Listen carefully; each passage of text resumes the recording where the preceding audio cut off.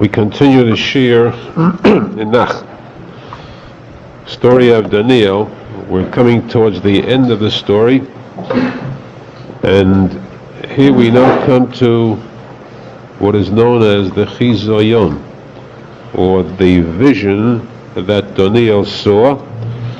He saw this one he saw during the first year of the reign of Belshazzar, King Belshazzar, and he wrote this down as a memento, a remembrance for everyone to read in later generations. These are the visions that deal with the future, foretelling the future until the end of time. Remember that he lived during the time of the Golus, the exile, 70-year exile after the destruction of the first Beis HaMikdash. And so Daniel tells that he once had a vision in which he saw the four winds. There is a wind for every direction on earth. The four winds of the world came towards the Great Sea, the Yam HaGadol. The Great Sea is the Mediterranean Sea that surrounds Eretz Yisrael, the other countries in that area. Came towards this Great Sea, and the four winds together came storming to the waters of the sea. They churned up the waters, a mighty roar. The waters became extremely stormy, and suddenly out of the depth of the sea, there emerged four wild beasts. Every one of these four was different, completely different and unique. The first beast was a lion with the wings of an eagle.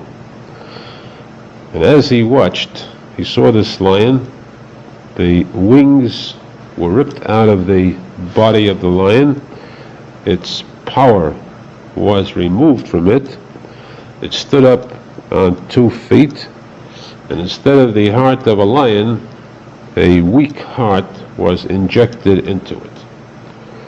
This, as we will see later, was interpreted to mean Nebuchadnezzar, the lion of the Babylonian Empire, who was powerful, who reigned. The lion stands for king, and who eventually lost his kingdom. The kingdom became weak, it disintegrated, and it was gone. The second one of these animals was a bear, a giant-sized bear who had 3 bones in his mouth. And a voice came and said, eat a lot of meat, said to this bear. This bear, as the Gemara says, stands for Persia. Persia was called a Dev, bear. And the 3 bones means the 3 types of reigning power, ruling power, the 3 kings of Persia, which were Kodesh, Melech Poras, and Achashverosh, and Doryovesh. These were the 3 famous kings of Persia, and it was told to eat a lot because the Persian Empire is known for its vast wealth. It was extremely wealthy. The third beast to come out, to emerge, was a leopard with 4 wings and 4 heads. This leopard was given a royalty or reigning power to. And this leopard stood for the kingdom of Greece, the Greek Empire, which was light, fleet as a leopard, and which could fly. This is interpreted, Rabbi Arizal brings this in interpreting the story in the Zohar Kodesh of the Silva Kadisha, that this leopard that flies with wings, which means that it infects the world, the entire world, with its poison, the poison of philosophy. This Greek philosophy is fatal to anyone that absorbs it. Because this Greek philosophy is actual atheism. It is the opposite of emunah. It is sheer kefida. Any person who learns this philosophy becomes infected with it, and in most cases it is fatal, because this is about which the posek says, Kol bo'eha lo yeshuvon. Whoever enters into this study of philosophy can never return alive. It's a one-way ticket to Gehenna, in a sense. This is what we will learn about in the Gemara. Rabbi Akiva stated that studying these books of philosophy are tantamount to a person leaving his faith and, of course, deserting the last opportunity for Gan Eden. This power given to this leopard represents Alexander the Great, who ruled over the entire world, this Greek Empire, and the four heads means that when Alexander the Great passed away, his empire became weak, and it was divided into four smaller sections, which eventually also disintegrated. Then the fourth beast was the strangest of all, and the strongest. This one came out with teeth of iron, metal teeth, and it chewed up everything that it touched. It ate into tiny bits of dust. It trampled everything in its way. It possessed 10 horns and one special horn in the middle that uprooted 3 of the others. It had the eyes of a human, and it spoke in a very haughty manner, a lot of gaiva, a lot of conceit. This stood for the kingdom of Rome, the Roman kingdom, with different branches to this kingdom, and chewing up, destroying means that it razed the Beis HaMikdash to the ground, destroyed it. It left no trace of it, no remains, and it trampled the Jews, not just then, but in every generation. This kingdom of evil tramples and persecutes the Jews. This was a vision that Daniel saw for the future. But this was not the end of the vision. Because suddenly he saw that all the chairs around were cast aside, and there came forth one chair, or rather a throne made of gigantic flames, spurted from this throne. It was in the form of a coach too, and the wheels of this coach were made of flame too. The fire that emerged from this was a heavenly type of fire, and this was obviously the throne of judgment, because Eish, fire, stands for judgment. This was the throne of judgment, and on it, seated on this throne, was a very old individual, extremely old, white-bearded, and encloaked in a garment, a talus, that was as white as snow. The hair, his hair too, was as white as fleece. Pure white, and of course white stands not only for purity, but for kindness. The more white, the more kindness there is. The two characteristics in heaven known as chesed, din, chesed, kindness, din, judgment, the colors for them are white and red. The white Lovon stands for kindness. The red Edom stands for din, judgment. In this case, this aged patriarch, this individual, though he was that white, meaning that kind, that pure, yet he was seated on a throne of judgment, fire.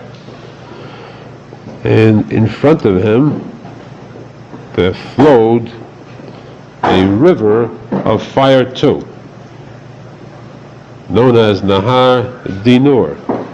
Nahar Dinur, a river of fire. Also serving him there were 1,000,000 angels.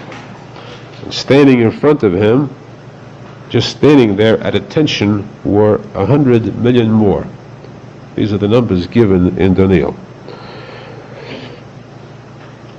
2, in front of him were books opened up, in which were listed, recorded, the sins, the crimes of these various nations.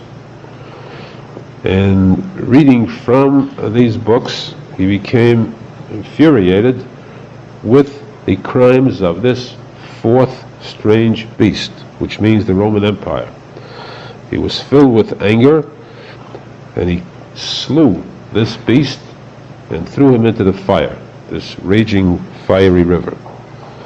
The rest of the kingdoms had their ruling powers removed from them, though they remained alive, just barely alive. To remain so until some future date. Now this was the judgment that Daniel saw taking place. And then he saw coming forth from the clouds one person, extremely pure, refined looking. He came to the throne of this aged patriarch, and he came on a cloud. Of course, the Gemara tells us this is Moshiach. Moshiach, the Gemara says, would come riding on a mule. However, if the Jews are zecher, if there are mitzvahs done, the Jews bring Mashiach early, he'll come riding on a cloud. And of course, this too has different connotations, different meanings. But he came before the throne of this patriarch, and it was announced that to him shall be given the ruling power over all the nations. Every one of the nations shall serve him, and he shall rule forever afterwards. Daniel, seeing this, became very frightened, but this vision was extremely awesome. And he came close to one of those angels standing in front of this throne, and he asked him to please interpret this vision for him. The interpretation was given. These 4 beasts were interpreted, as we said, for the 4 different types of kingdoms, and then that the Jews would take over with Mashiach as their king. And the question then was, when will this take place? This statement about Mashiach coming, we have a lapse of time. We have the Roman Empire that shall tread upon the Jews, persecute them.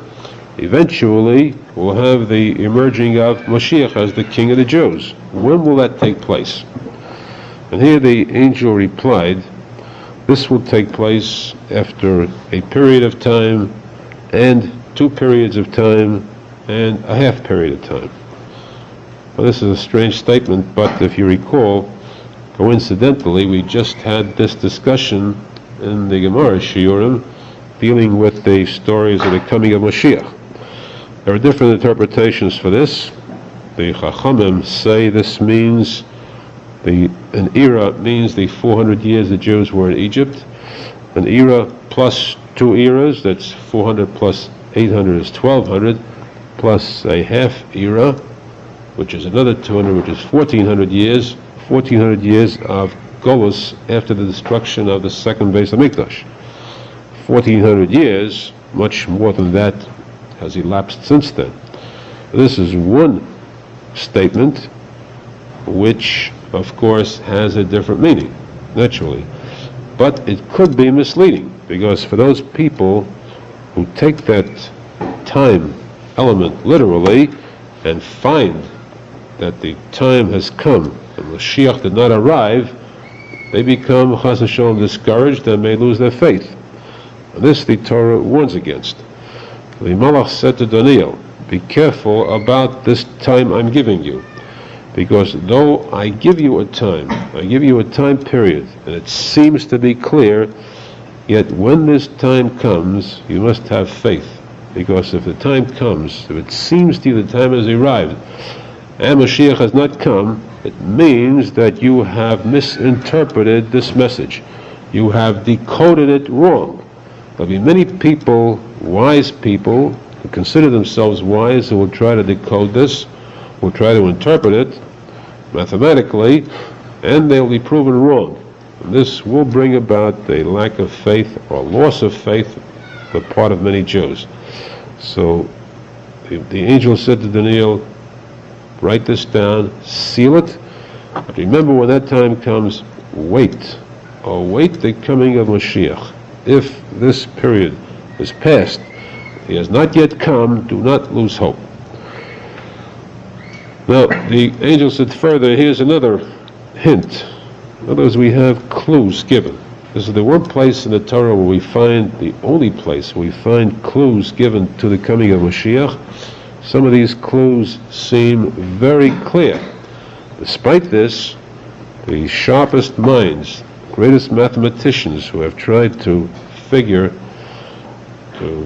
determine what the meaning is, or what the figures are, have gotten to a blank end, which means that they have arrived at a wrong conclusion. Yet, this is part of the words of the Malach, and to submit these figures exactly as stated, the angel said there are 2 times and a half. That is an era, 2 eras, more and a half. Now this means, another explanation for it is, there are 480 years in the time that the Jews left Egypt until the building of the first Beis HaMikdash. It's 480. 410 years was the time the first Beis HaMikdash existed. A total of 890 years.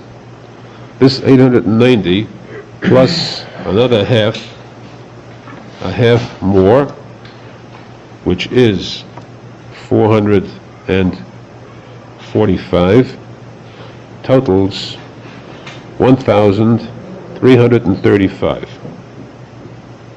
It's very close to the figure we had before. But this is a clear figure given, 1,335, and this is Begimatria, the words Haster Astir. When Hashem says, I will hide from you, Kaviyachal, the Shekhinah will be hidden, the Spirit of Hashem will be hidden, we will not be able to have the Shekhinah with you until this time is over.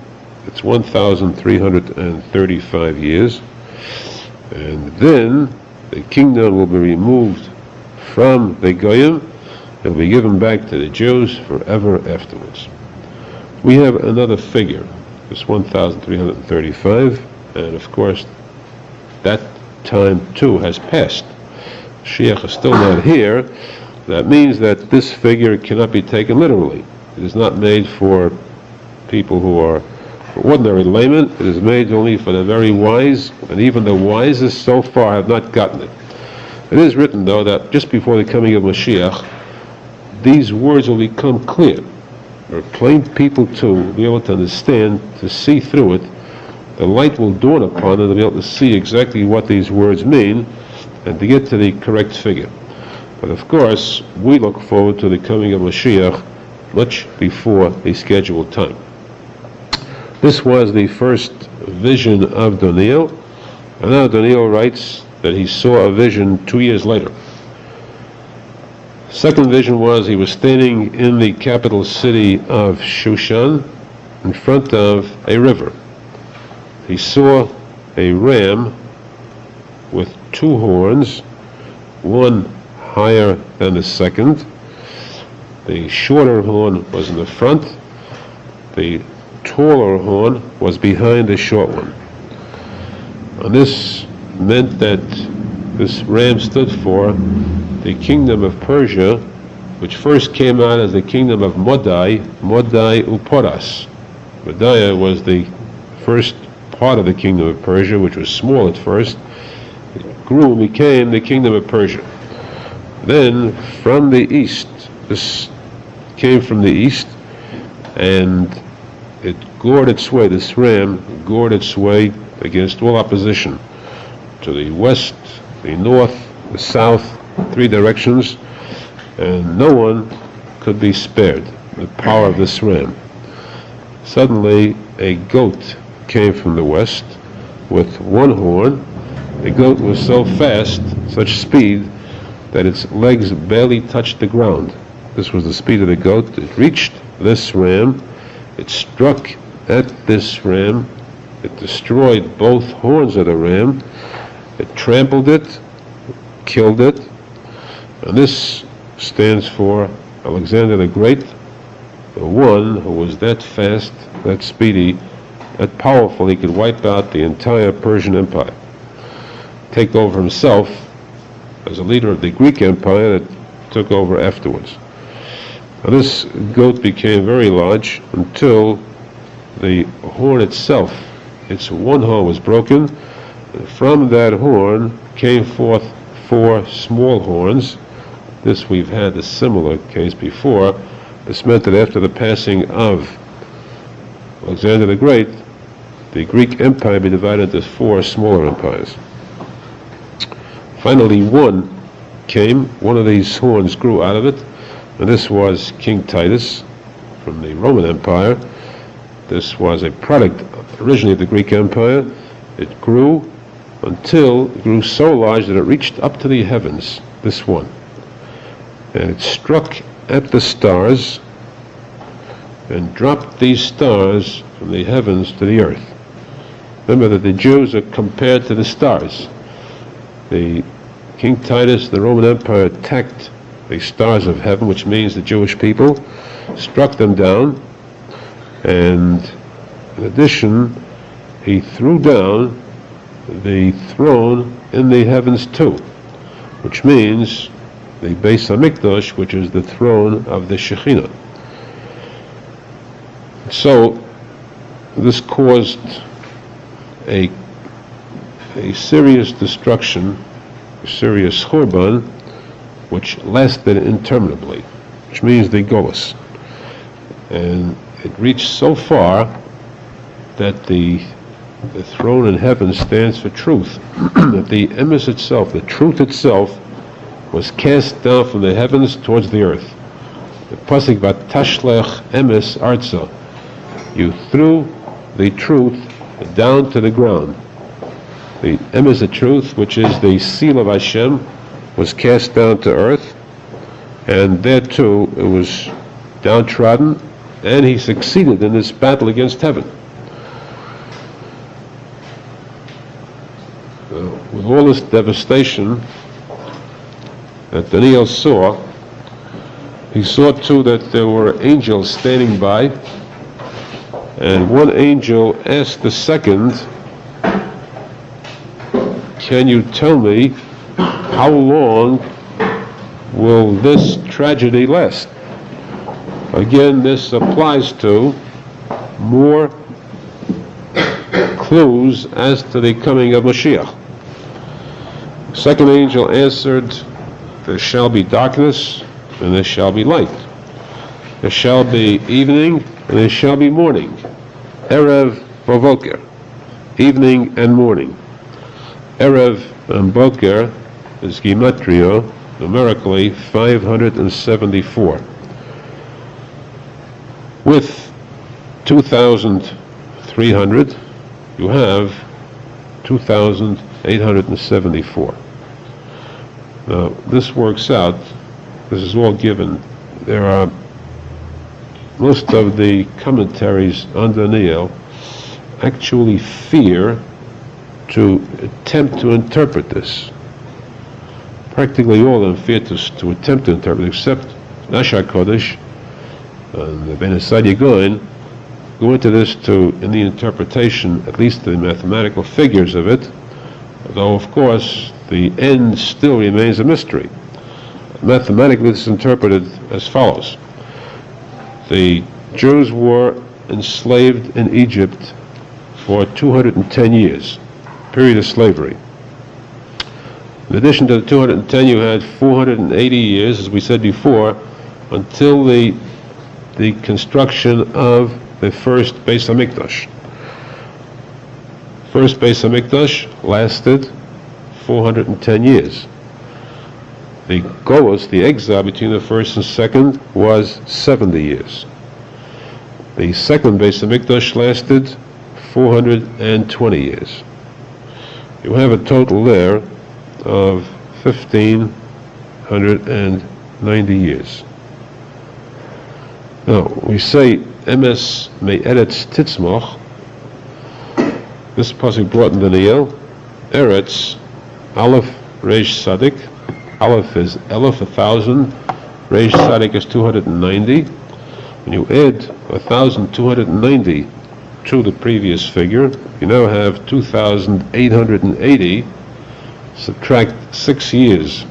We count the Churban, the Korban Tamid became void. The main sacrifice became void 6 years before the Churban. That gives us a total of 2,874 years.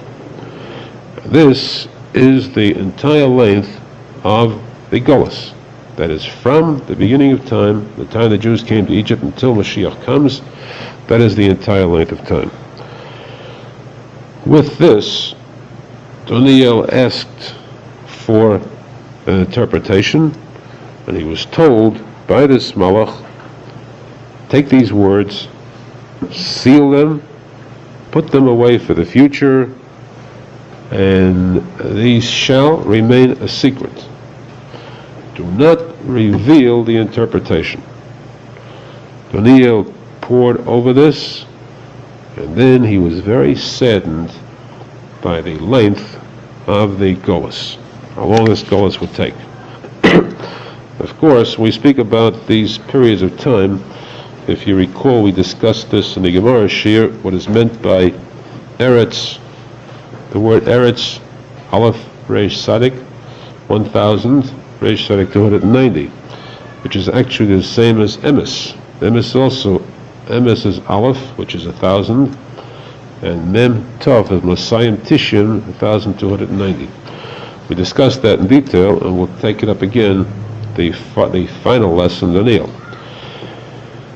First, we must stress again that these clues cannot be taken that literally. It is not that simple, because we do know, the Torah itself tells us that the Kol Hayom Dover, the entire 1,000 years, is one of pain and suffering. The world was created to last 6,000 years, the beginning of time till the end of time, which means till the dead come back to life. And these 6,000 years were divided into different periods. The first 2,000 years preceded the receiving of the Torah. The third and 4,000 were called the Alpayim Shel Torah, 2,000 years of Torah for the Jews, where the world was enlightened.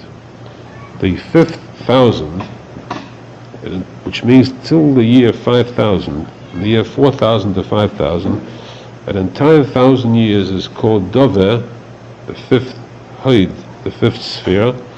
Dover means pain, suffering, agony, which means that in this 1,000 years Mashiach will not come.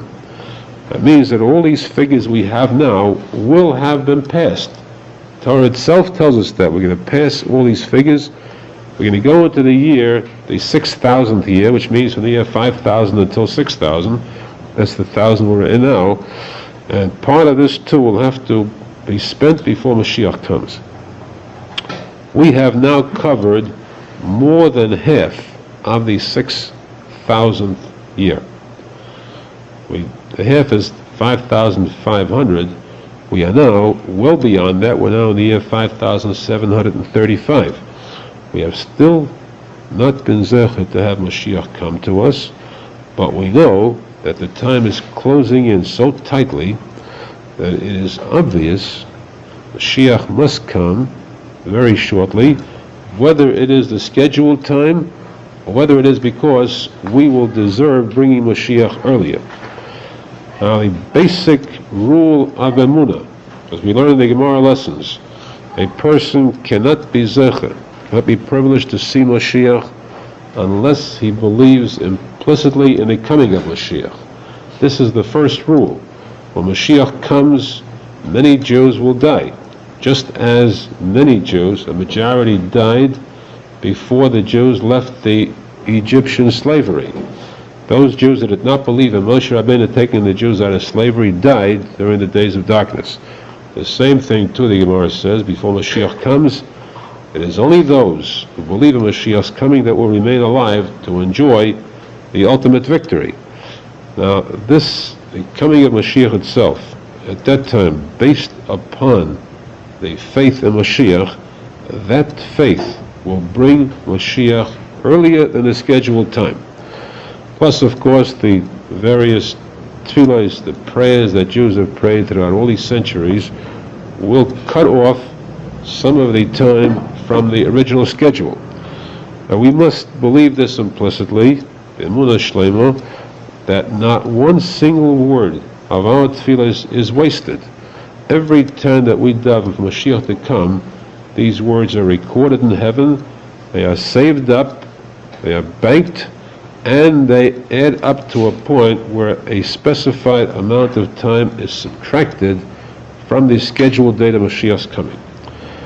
It is natural that after all of these hundreds of years, so many centuries, when great tzaddikim and ordinary laymen and simple Jews with a simple faith in Hashem and the Torah and the coming of Mashiach have submitted so many tefillahs and so many tons of tears, rivers, oceans of tears to Hashem on Tisha B'Av, other mourning days for the destruction of the Beis HaMikdash, throughout all these tefillahs, Yom Tovim, Shabbosim, the middle of the week when we have all our Shemona Esreis are filled with the tefillah to bring Mashiach to us, rebuild Yerushalmi, Bonei Yerushalmi, Matzmiach Keren Yeshua. All these tefillahs said by so many Jews, such multitudes, if not one word has gone to waste, and imagine how much value there is for all these infinite number of tefillahs. Surely they must have subtracted from the scheduled date at least a few hundred years. Now, the very latest possible date, if nothing, if not a second, will be taken off from the scheduled time of the world's existence, which means the year 6000, or the year 5960, which is the latest before Tchias HaMesim, Mashiach to come, if even that was the scheduled date, if Chas v'Shalom that was the schedule, then surely over 200 years have been deducted for the invaluable tefillahs of so many millions of Jews, so many tzaddikim. And if so, or since so, then we are sitting on a bun, because momentarily we will witness the explosion in this world, the worldwide explosion with the coming of Mashiach. Certainly, without doubt, it doesn't take too much faith to understand that and believe it. The coming of Mashiach is literally momentary. At any moment, possibly right now, and we certainly hope so, we believe so, Mashiach will come. In that explosive moment, we will realize all these predictions, all these prophecies of the destruction of the so-called Roman Empire, which today, of course, entails all the evil countries in Europe and throughout the world, especially the Arab countries, who are descendants of that same original horn. The Amaleks, the Esavs, the Ishmaels, all these evil countries and evil peoples will be wiped out, with Mashiach taking the lead to bring all Jews back to their rightful position as the leading nation on earth, the chosen people of Hashem. Now, this being so imminent, then surely we should intensify our tefillahs. Since it is so momentary, we should intensify our tefillahs, daven with much more kavanah to Hashem, that we could realize now, see with our eyes, this Bias HaMashiach. Now, as we said, there is no clear interpretation of the visions of Daniel, and we come further to the final chapters of Daniel's writings, when Daniel wrote that during the first year, the reign of Darius, this was after Belshazzar was killed, if you recall, he drank from the cups of the Beis HaMikdash.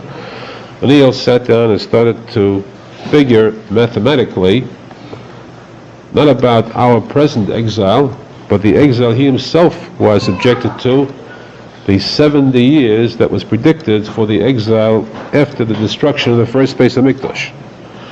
He began to figure mathematically when that 70 years would come to an end. Now he found that a lot of people had figured wrong. They counted the 70 years beginning from the reign of Yehoiakim. You recall he was taken captive by the king of Babel, and they figured that was the beginning of the 70 years exile. This was a mistake. 70 years began when Tzidkiyahu was captured by Babel. He was taken as captive, as he was blinded, and that's when the actual Golus began, the 70 years of Golus. There was a period of 18 years between these two, and that too was cause for many people to lose faith, because they figured that 70 years was up. Why weren't they brought back to rebuild the Beis HaMikdash? So when Daniel began to figure this out, he arrived at the correct conclusion and saw, to his bitter dismay, that there were still 18 years of Golus to go. He broke down, he started to daven, he poured out his heart to Hashem. He began to, as the proper leader of the Jews, the tzadik, he began to be mispaled, to daven, and to confess. The proper davening in Teshuva is to offer vidui, confession, for the sins of the Jews. He spoke in Tefillah, he said, Akel, as we daven the Shemona Esrei, Akel, Hagodol, Vehanora. Note, he left out the word Hagibor. The first bracha we said Akel, Hagodol, Hagibor, Vehanora. He left out the word Gibor and said, Hashem, you do not ask for flattery. You want the truth. The truth is that I cannot call you Gibor. You are not powerful, Kaviyachol, because if you were powerful, you would not allow the Goyim to destroy your Beis HaMikdash, to destroy Jerusalem, to drive the Jews out of exile. So we cannot in all truth call you Hashem the powerful. And the Gemara says that this was accepted, that this was not considered disrespectful by Daniel. But the rabbis later reinstated that word in our Shemona Esrei, because they said the power of Hashem is shown by the patience that Hashem has. He's able to see the evil of the Goyim, and he is that patient that he controls his anger. This takes true power. The tefillah of Daniel was then, he said, we have committed sins, it is true, and Hashem is the righteous one. The tefillah was, the famous tefillah of Daniel, he said, Hashem Shemo'ah, Hashem Salacha, Hashem Hakshiva, which means Hashem listen, Shemo'ah, Hashem forgive, Salacha, Hashem Hakshiva means Hashem accept us closely, listen very closely to our words. The Zohar Kodesh says that the first letters of these three words are Shmo'ah, Slacha, Hakshiva is Shin Samach Hey, which means that Daniel was not just one who knew Chumash or Navi. He knew all these heavenly secrets of Kabbalah too. He knew about the 10 spheros, and this stood for the 10 spheros. This was said with that intention, to cover any sins pertaining to these 10 spheros. Because the 10 spheros are the 3 upper ones, and then the 6 lower ones, known as the king, and the queen is the 10th, lowest one. The queen, or the Shekhinah, is always known as the letter Hey, Yud K Vav K. Yud and K stand for 3, the crown on the Yud. The Yud and K are 2 more is 3. The Vav, the letter Vav is 6. The letter K is that one final, the Shekhinah. So always to show the difference between the 3, the 6, and the 1, we show it by numerically. The 3 are called hundreds, the 6 are called tens, and the 1 is called individual unit. 365, you have the upper 3, 300, the 6 are 60, and the 5 is a letter Hey, that's 1 unit. This is what Daniel meant when he said these 3 simple words of tefillah. They seem simple. We see how deep Daniel's tefillah actually was, as a tikkun to correct the sins against these 10 sfiras. While he was davening, he davened with such intensity that there came down from heaven a malach. This was the malach Gabriel, to speak to him. And here we see the greatness of Daniel, because the malach spoke to Daniel and said to him, Ish Chamudais. He is known as Daniel Ish Chamudais. Ish Chamudais means a tzadik of infinite milas, infinite qualities. Given this name by Hashem, the beloved tzadik of Hashem, with untold number of qualities.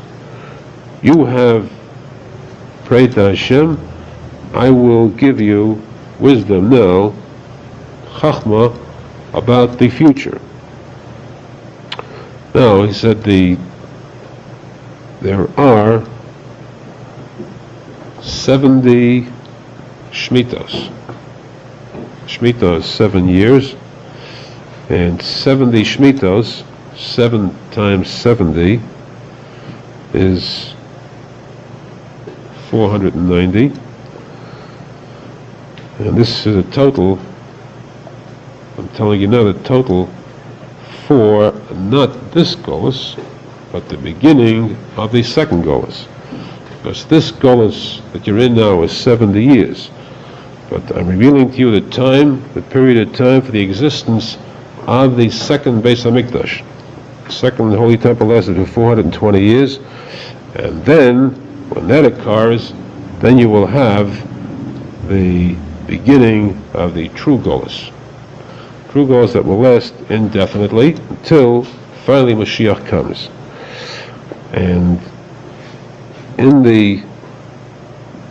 at a certain time, it's at this time of 490 years, when the second Golus begins, there will be the death of the Mashiach of that time. The word Mashiach means the anointed king of the Jews. Whoever is king at that time is called the Mashiach. So the king at that time will be Agrifas. His name is Agrifas. He will be the last king that the Jews will have. The second Beis HaMikdash, the king at that time was Agrifas. He will be killed in the Churban Bayis Sheni, the destruction of the second Beis HaMikdash, just as Tzidkiyahu was the last king of the first Beis HaMikdash. Agrifas will be the last king in the second Beis HaMikdash, and that'll be the last king until the king after Agrifas will be the Moshiach, the final Moshiach, who will come after a long extended period of Golus. This was the prediction given to Daniel by Gabriel the angel, who told him about the length of this Golus plus the exact time for the existence of the second Beis HaMikdash. And of course, as we see, we know that it did last 420 years. The rest of the predictions came in the visions as far as the time for the second final Golus lasted until the coming of Mashiach. There is one final statement by this Malach to Daniel. It's a long statement, again dealing with the Golus that we're in now, the coming of Mashiach, the time of the coming of Mashiach, and some additional interesting statements. This will comprise the climax of the story of Daniel and our series of shiurim in history. Next week, Mr. Shem will conclude, Daniel will conclude Nach. We'll make a siyum on this. And in this siyum, we will combine this with the beginning of our new type of shiurim on the story of Rabbeinu Zal's life and the sayings of Rabbeinu Zal, the Sichos Haran, sayings of Rabbeinu Zal plus the numbers of stories that we have written about Rabbeinu Zal himself, Rabbeinu Zal's Talmidim. This will be a new series of shiurim that will start in the new season of Hashem. Now we should be zecher again, strengthen ourselves, be emes. One thing with a very powerful, intense, renewed power of tefillah, be mispalat Hashem, we should be zecher to see the Geula Shlema shortly. And it should be coupled with a strong emunah, a faith that is unshaken. Though these dates have passed, but we know for certain Hashem has promised, has vowed to send us Moshiach, to take us out of this golus, and Hashem's vow will be fulfilled. We should be zecher to be fulfilled in our time, and with our eyes we should see the coming of Moshiach, Tikuney, the binyan Beis Hamikdash, the Yeshua Klolius for the entire Klal Yisrael, Amen, Amen. Amen.